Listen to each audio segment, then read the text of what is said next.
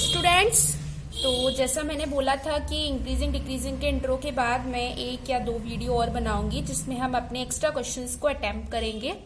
हो सकता है ये वाली या इसके बाद एक और छोटी सी वीडियो आए जिसमें इंक्रीजिंग डिक्रीजिंग फंक्शंस से रिलेटेड पीवाईक्यूज यानी जो प्रीवियस ईयर क्वेश्चंस हैं वो, आज तो मिसलेनियस और जो कुछ पुराने एक्सरसाइज में क्वेश्चंस बच गए थे उनको डिस्कस करती हूँ। अगर टाइम बचेगा तो मैं पीवाईक्यूज भी आज ही के लेक्चर में कंप्लीट कर दूंगी। Then we will go to approximation. हम फिर अप्रोक्सीमेशन करेंगे जो कि एक छोटा सा टॉपिक है, मिनिमम 1 और 2 वीडियोज में वो कंप्लीट हो जाएगा।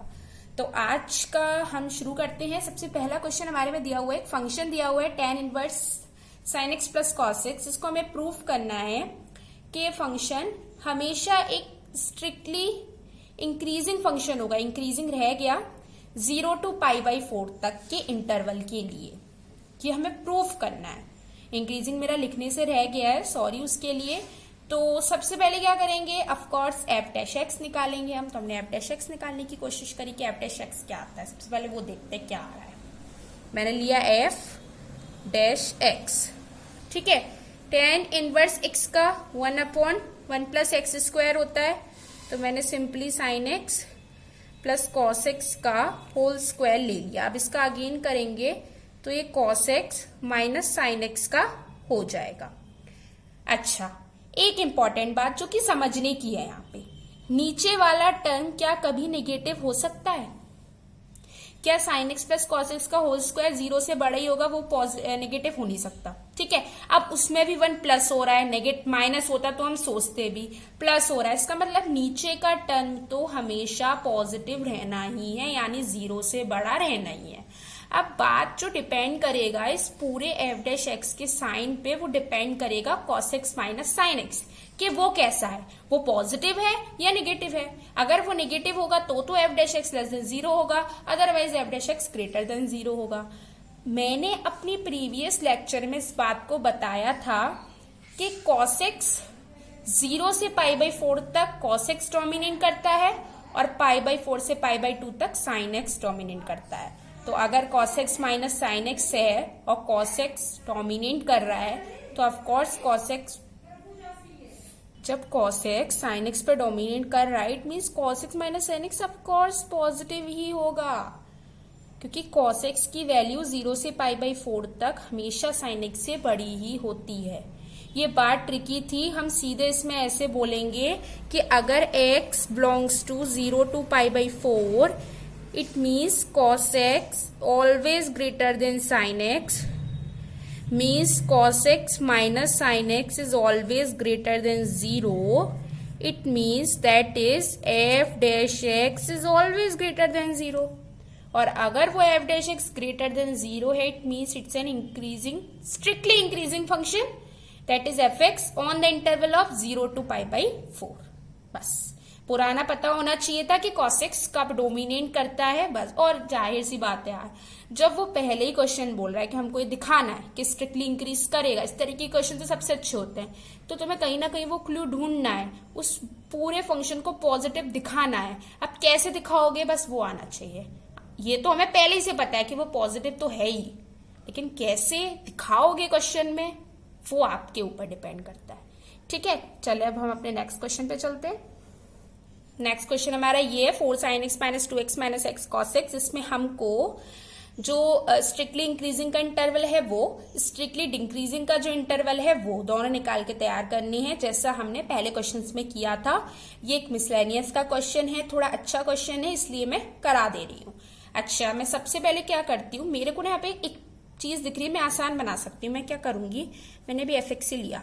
अब मैं अगर यहाँ से x कॉमन ले लूं तो ये 2 प्लस cos x हो जाएगा, ठीक है। नीचे भी 2 प्लस cos x है, तो मैं थोड़ा छोटा बना सकती हूँ 2 plus cos x, 2 plus cos x को अलग अलग ले जाके।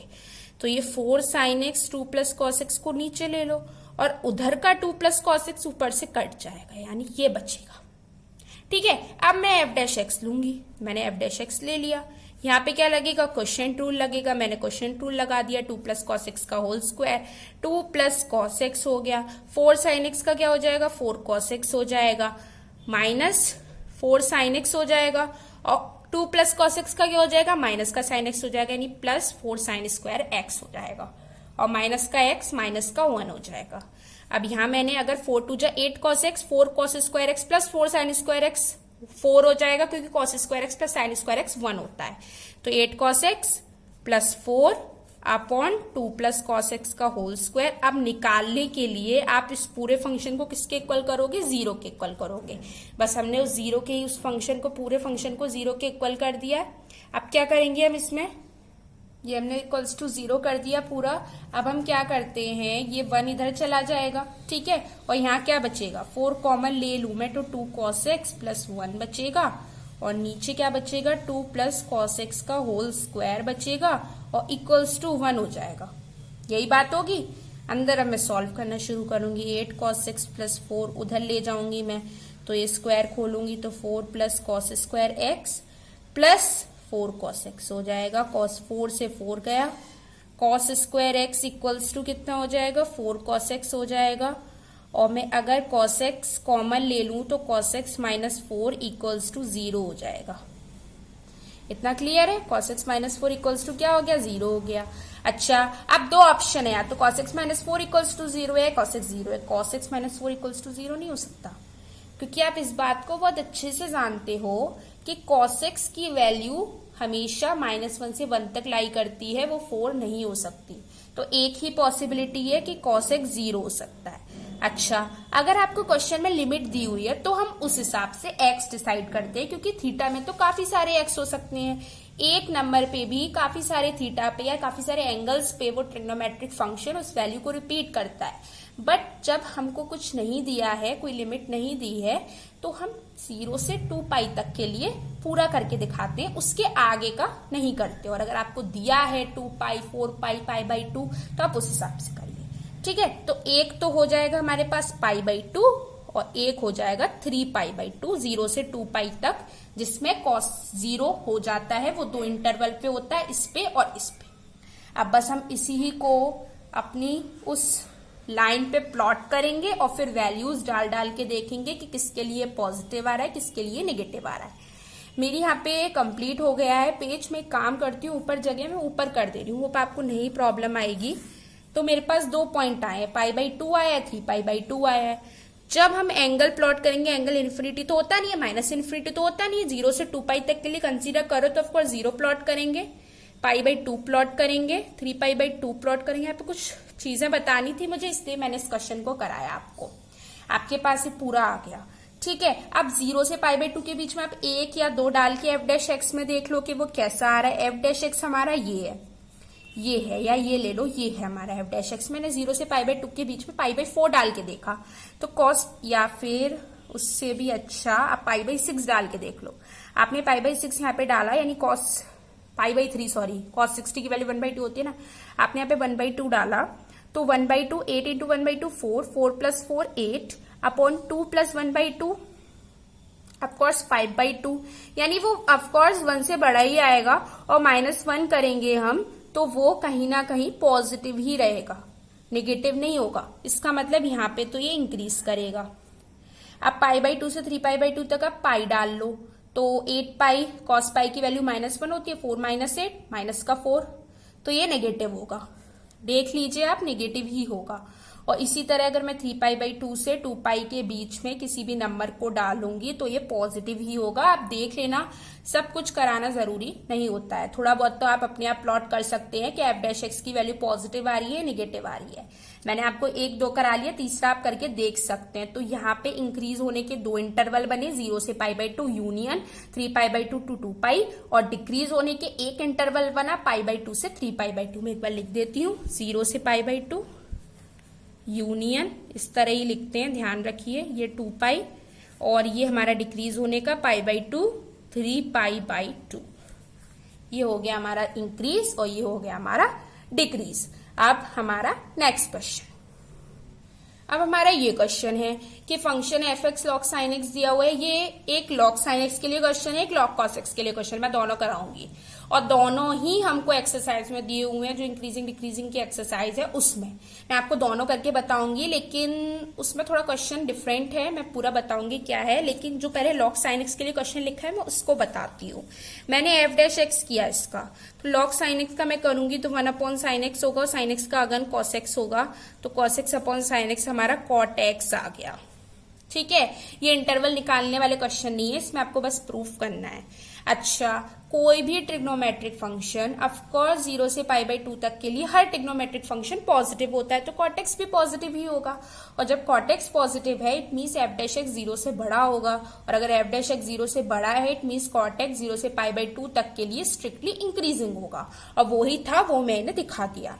अब बात आती है डिक्रीजिंग की। tan x और cot x का सेकंड क्वाड्रेंट में पॉजिटिव होते हैं? नहीं होते हैं। सेकंड क्वाड्रेंट में तो sin x और cos x पॉजिटिव होते हैं, इट मीन्स cot x π/2 से π तक के लिए नेगेटिव होगा।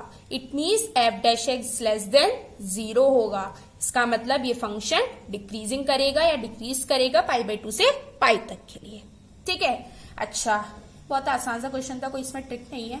अच्छा, मैं log cos x के लिए करती हूँ। ठीक है, मैंने log cos x डाला और f' निकालने की कोशिश की, तो 1/cos x हो जाएगा और इंटू माइनस का sin x हो जाएगा, तो ये हो जाएगा हमारा माइनस का tan x। तो क्वेश्चन उल्टा था कि डिक्रीज तो इस इंटरवल पे करेगा, इंक्रीज इस इंटरवल पे करेगा, ये प्रूफ करना। ऑफ कोर्स यही होगा। आप अगर π/2 से π तक के लिए कंसीडर करेंगे तो tan की वैल्यू नेगेटिव होती है, तो माइनस का साइन बाहर आके फिर माइनस के साथ कंबाइन होके क्या हो जाएगा? पॉजिटिव हो जाएगा। tan x की वैल्यू 0 से π/2 के लिए पॉजिटिव होती है, लेकिन पॉजिटिव बाहर माइनस आके माइनस हो जाएगा। मतलब जो इंटरवल आपने अभी log sin x के लिए लिए थे, अब वो इंटरवल बस उल्टे करके हम log cos x के लिए लेंगे। अब आप प्रूफ तो कर ही सकते हो कि tan x 0 से π/2 तक के लिए ग्रेटर देन 0 होता है, लेकिन minus tan x less than 0 होगा। It means this function will strictly decreasing on this interval और strictly increasing on this interval. Simple, complete. Now next question. ये क्वेश्चन हमारा मिसलेनियस के एग्जाम्पल का क्वेश्चन है, जिसमें हमको स्ट्रिक्टली इंक्रीजिंग और स्ट्रिक्टली डिक्रीजिंग के लिए इंटरवल को निकालना है। तो कैसे निकालेंगे? हमने क्या करा, सबसे पहले f' लिया, जो कि हर क्वेश्चन में हम करते हैं। तो जब मैं ऐसा करूंगी तो ये हो जाएगा 12 π10 का x की power 3 minus 12/5 x² minus 6x plus 36/5। इतने में कोई दिक्कत नहीं है। अब मैंने क्या करा इसमें कि मैं 6/5 को कॉमन ले रही हूँ इस पूरे से। मैंने यहां से 6/5 को कॉमन ले लिया, ये कट जाएगा, 6/5 आ गया। 6/5 को ही कॉमन ले लिया तो ये हो जाएगा x³ माइनस 2x²। और जब तुम यहाँ से 6/5 को कॉमन लोगे तो ऑफकोर्स यहाँ पे माइनस का 5x बचेगा। ठीक है, और यहाँ पे क्या बचेगा? प्लस का 6 बचेगा। मैंने 6/5 को बाहर ले लिया और ये एक अपना पूरा इंटरवल नेचुरल टर्म्स के फ्रैक्शनल टर्म्स को एलिमिनेट करके नेचुरल टर्म्स के फॉर्म में बना लिया। अच्छा, क्यूबिक वाले रेशनल नंबर को क्यूबिक इक्वेशन के फैक्टर्स निकालने के लिए हम क्या करते हैं? सबसे पहले हिट एंड ट्रायल मेथड लगाते हैं, 1 - 1 रख के देखते हैं, उसके बाद फिर डिवाइड करते हैं। तो कॉमन चीज है, बच्चा 10th में ही सीख लेते हैं हम लोग। तो अगर मैं 1 डाल के देखूं, 1 - 2 - 5 + 6, तो 1 - 2 it will be -1 and 6 - 5 equals to 1। It means x equals to 1 is the zero of this equation. It means x - 1 is the factor of this equation. ऐसे लिखते हैं ना, तो बस वही है, x - 1 इसका फैक्टर हो जाएगा। ये x³ हम लेंगे, 2x² हम लेंगे, माइनस का 5x + 6 लेंगे। मैं तो भी पूरा सॉल्व करके आपको दिखा रही हूँ। x³ - x² minus plus -x² minus 5x minus x। ठीक है, तो ये माइनस का x² प्लस x, ये प्लस कट जाएगा, ये माइनस हो गया, माइनस का 6x + 6 it will B -6x + 6। ये तो 0 हो गया हमारा भैया, ये तो पूरा 0 हो गया। अब हमारे पास जो इंटरवल ऊपर आया है x² - x - 6, एक तो ये आ ही जाएगा फैक्टर में। इसको अगर हम तोड़ते हैं फैक्टर में तो इसके फैक्टर क्या होंगे? x - 3 x + 2। आप करके देख सकते हैं, यही होगा, हर चीज करानी पॉसिबल नहीं है। तो एक x माइनस 3 होगा, एक x प्लस 2 होगा। करके देखना चाहो देख लेना। ये हमारा एफ डैश एक्स आ गया। एफ डैश एक्स को आप 0 के इक्वल करोगे तो x की कितनी वैल्यू आई? 1, 3 माइनस 2, 3 वैल्यू आई। इन तीनों को ही आप नंबर लाइन पे प्लॉट करेंगे माइनस इन्फिनिटी इन्फिनिटी तक के लिए। हर इंटरवल पे एफ डैश एक्स की वैल्यू को चेक किया जाएगा। जहां पर वो पॉजिटिव होगी वहां वो इंक्रीज करेगा, जहां पर वो नेगेटिव होगी वहां वो डिक्रीज करेगा। इतना तो आप कर ही सकते हो ना कि ये मैं माइनस का इन्फिनिटी लूंगी, यहाँ -2 पहले आएगा, फिर 1 आएगा, फिर 3 आएगा, देन फिर इन्फिनिटी आएगा। इसके बाद आप आसानी से कितने 4 इंटरवल हैं, चारों इंटरवल में मैं प्रूफ कर करके देख लीजिए। जो पॉजिटिव हो वो पॉजिटिव, जो नेगेटिव हो वो नेगेटिव। इतना तो आप कर ही सकते हैं, आसानी से हो सकता है, सिंपल। काफी ज्यादा बड़ा टॉपिक नहीं है इंक्रीजिंग डिक्रीजिंग। बस इसी तरह के क्वेश्चन आते हैं इंटरवल वाले क्वेश्चन, या फिर आपको वो एक हिंट दे देगा कि ये इंक्रीज कर रहा है, बस कैसे कर रहा है वो आपको दिखाना है और कुछ नहीं होता। एनसीईआरटी से इंक्रीजिंग डिक्रीजिंग पूरी तरह कंप्लीट हो गया है। अब मैं सोच रही हूँ मैं आगे एक वीडियो PYQs की जरूर बनाऊंगी, भले छोटी बनाऊं लेकिन कुछ क्वेश्चन जरूर डिस्कस करूंगी जो कि पिछले साल बोर्ड में आ चुके हैं बट वो एनसीईआरटी में प्रेजेंट नहीं है, जैसे मैं हर एक चैप्टर में करती आ रही हूँ। तो इसका भी करूंगी। उसके बाद में अप्रोक्सीमेशन स्टार्ट करेंगे, वो भी थोड़ी छोटी वीडियो होगी, ये भी थोड़ी छोटी है, आपको भी आसानी होती है देखने में और मुझे भी अपलोड करने में आसानी होती है। Okay, thank you for watching this. Okay, hope आपको अच्छा लगा होगा ये सब कुछ, सारे क्वेश्चंस। कुछ क्वेश्चंस थे यार, ज्यादा नहीं थे, अच्छे लगे होंगे। इंक्रीजिंग डिक्रीजिंग अच्छे से समझ में आ रहा होगा, इंटरेस्ट आ रहा होगा मैथ्स में। ऐसे ही करते रहिए मैथ्स को। अगर आप मैथ्स से प्यार करेंगे तो मैथ्स आपको प्यार करेगी, बस। Okay, thank you for watching my video, bye.